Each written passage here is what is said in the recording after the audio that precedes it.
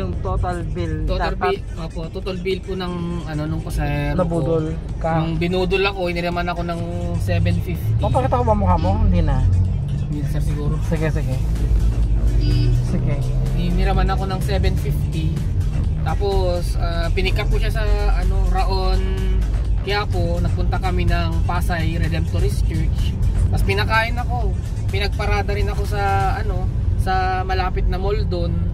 Siya rin nagbayad ng ano nung parking. Sabi niya, magkano yung parking? 50 sir. Sabi niya, wag ka nang bumunot. Ako magbabayad na yan. Sabi niya, di binayaran niya. Hindi kampante para Baytan. Then sabi niya, punta tayo ng North Caloocan sa may bagong silang phase 6. Meron daw siyang imimit yung pintor ng bahay niya. So from Redemptorist mo siya na pick up? No sir, Raon. From Raon sa Quiapo? Unang destination namin na kinausap niya ako, Pasay sa Redemptorist Church Basilica. Baclaran Church. Tapos kumain kami, pinakain ako. Sa kayo kumain? Na. Sa karinderya ng halal food, Muslim yung okay, namin. kasi mga Muslim din sila. I guess Muslim sila. Kasi yung costume nila. Pati yung costume ng babae, tsaka pananalita yung nila Muslim. Yes. Sige. So, ayun, from Redemptorist, nagpunta kami ulit ngayon ng North Caloocan, Bagong Silang, Phase 6. So from there, nasa more than 20 kilometers yun. So wala kayo usapan, basta total billing nung bill nung taxi metro mo, yun ang babayaran nila. Tapos bahala daw silang magdagdag sa akin. Pag magkakabayaran na. So yun ang usapan nyo nung yes, nung kayo. Yung po usapan. Then bago sila sumakay. Anong sumakay sila? Nung nakasakay na po sila kasi yung add-ons ng drop-off namin nadadagdagan by dating na malapit na kami dun sa mismong drop point namin na usapan. Siyempre pumapayag ako kaysa pick up ako ng pasahero. Yun one time lang. Basta kami dagdag naman sinasabi. Sabi niya may dagdag naman. So, kaya parang di ka nalugi sa Tapos ayun, from Baclaran, pumunta kami na Bagong Silangan, Phase 6. So more than 20 kilometers yun. Tapos from Bagong Silangan, bumalik na kami dyan sa dyan sa 168 kasi nga mangungoleksyon daw siya. Ano oras na yun po niya? Oh no! Na-drop ko siya is 4:53. Okay. 4:53 to 4:55. Nakababa na siya ng taxi ko. Ang sabi niya paparada lang daw ako. Then imimit niya ako dun sa ibababa niya yung pumarada ka sa anong floor ng sa labas po nung 168 may hindi ka sa parking ng 168 168 pa rin, around vicinity ng 168 pero may parking doon. Hindi po dun sa mismong loob niya. Hindi sa by level parking nila ako sa labas. So ayun, bumaba siya pero nung dala-dala niya na yung cellphone ko, nung papasok siya ng entrance, sinawag ko pa siya, hindi na siya lumingon, doon ako naginala. Tangina, bakit yung cellphone ko na ibigay ko? Kasi umpisa pa lang nagpaparinig na sila na na-condition na nila yung utak ko na yun nga. Nakalimutan nila yung cellphone nila. Kasi kailangan nilang mangoleksyon ng gano'n. Kailangan nila ng cellphone para may calculator. Medyo nadala ko ng pananalita din nila kasi ang laki na nung billing ko syempre. Yun, di ba? Ang laki na nung billing ko. Syempre, tuwan-tuwa na ako konti na parang lang. Ka na kitang-kita ka na Pagbaba nila is 19 something. Nakuha mo na sana yung boundary. Tapos, meron pa akong remaining time para kumuha nung kita ko.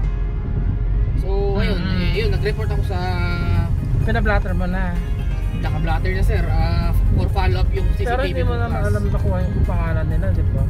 Nakuha mo yung pangalan pero ang pakilala sa atin, ang pangalan daw niya is Brian, pero ang alias niya sa Muslim name niya is Ali. Okay. Hindi naman lahat na Muslim ganun po. Totoo naman. Hindi ko naman nila lahat sir, pero sila kasi nangyari lang na ganun yung costume nila. Sila yung nagpakilala mismo. Kahit naman hindi Muslim ginagawa yung mga tama. Wala tayong nila-discriminate. Hindi tayo nagre-racism o ano man. Sige. So, ayun po yung nangyari diyan. So, pabalik ako ng garahe ngayon, i-report yung incident kasi hindi ko na kaya ngabulin yung yung boundary ko talaga. Totoo lang. Tapos na? Sorry. Sige, doon na lang. Ayun, salamat sa iyo sir. Medyo ano, hindi ko alam kung blessing in disguise, pero dun sa tulong na ano mo sa akin para mabayaran ko yung boundary ko, medyo may ano, medyo gumaan yung ano, pakiramdam ko sa totoo lang. Medyo alam ko naman kasi yung feeling na ganyan. Medyo nag-uplift yung ano ko, yung ano kasi yung moral mo, no? Moral ko sir kasi no boundary kasi hindi ako makakabiyahe. So alam mo yun. Wala kang pang-abono kuya kasi. Dagdag lahat ng problema sa ano. Wala kang pang-abono yes, sa boundary. Wala ako talaga pang-abono. Actually binigyan ako ng 100 ni Sir yung police. Ni Sir Jerus Gonzales. Yung investigator, binigyan niya ako ng ano, nung pang merienda, tsaka yun, pang dagdag gas ko yan kasi feeling hindi ko na sa 86 kilometer na yan na tinakbo namin, feeling ko kukulangin na. Sige kuya. Sige, so yun, no? So lesson learned yun, no? Dapat sobrang lesson learned sir. Wag ka nang papayag na may na ganun mangyari sa'yo. Dapat kada destination bayad na agad. Tama.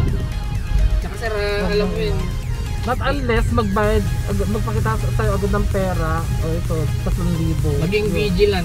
Maging vigilant kasi hindi lahat natutulungan. Aware. Oo. Sige, so yun guys, no, yun yung ano dito, lesson. Ito na. Sa lahat ng mga taxi driver, ingat po kayo. Ingat. Bigyan mo na kita. Sir, summer winter po, no? Sir, malayong tulong sa akin yan. Sir, para makalabas din ako bukas, sir. Pero, ano sir, pupunta ako bukas dito mga after lunch. Sir, thank you so much, sir. Sir, salamat. Idugtog mo na ito kuya. Para meron kang pa. Sir, laki na. Siguro, meron naman, sir. Ibabalik mo naman sa akin, di ba? Sige, sir. Sige, sir. Okay. Walang problema kuya. Ay hindi, may pamasahe pa eh.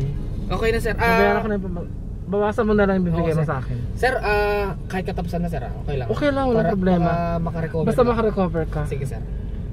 I-chat kita agad sir pag nakaano ako ng phone ko. Bukas ako mag-agilap sir eh.